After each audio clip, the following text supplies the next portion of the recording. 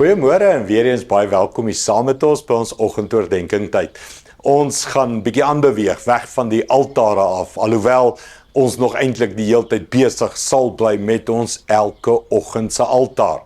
Een van die beginsels om die vuur aan die gang te hou, is om in die skrifte te bly. Die skrif is daai, kan ons sê, fyn houtjies, gras, daai hout wat die vuur warm hou in jou lewe.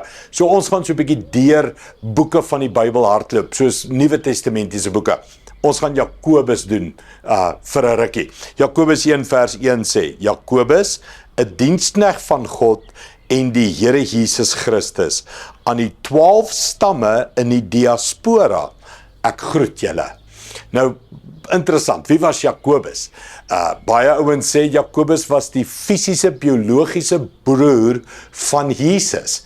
Hy was die eerste pastoor van die Jerusalem gemeente, die pastor, wat gekyk het na die gemeente.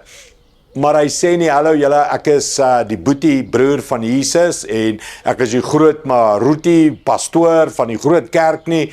Nee, hy begin en sê, ek's 'n diensknegt. En mag dit my en jou identiteit word, nee. Nie al hierdie titels, nie al hierdie, hoe belangrik is ek, hoe groot is ek, hoe baie doen ek nie. Ek's net 'n diensknegt. En dan ietsie wat hy ook sê, hy skryf van die 12 stamme van die diaspora. Dit beteken die Jode wat verspreid was reg oor die wêreld, letterlik. En dit laat my so, kan ek sê, tuis voel. Ons Suid-Afrikaners, Afrikaners wat so verspreid is reg oor die wêreld. En hier is die beginsel. Maak nie saak waar jy is nie. Die Bybel bly dieselfde. Die waarheid bly die waarheid. Ons leef hoe ons moet leef. Nou, ek leef in Amerika en ek sien baie van die refugees daar aankom en daar is van hulle wat sê dis 'n nuwe begin. Ek breek weg en ek breek weg van kerk af. Ek breek weg van godsdiens af. Ek breek weg van die tradisies van my ouers af. En kom ek en jy neem my besluit. 1, ek sal 'n diensknegt bly my hele lewe. En 2, maak nie saak waantoe my paaie gaan nie. Ek sal 'n Christen, 'n volgeling van Jesus bly. Kom ons bid dit saam.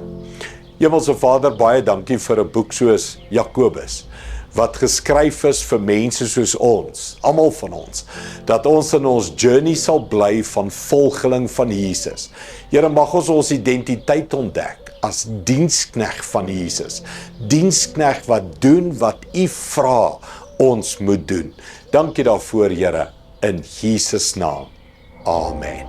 Dankie liewe vriende, sien jou weer môre. Trots geborg deur Evergreen Turf.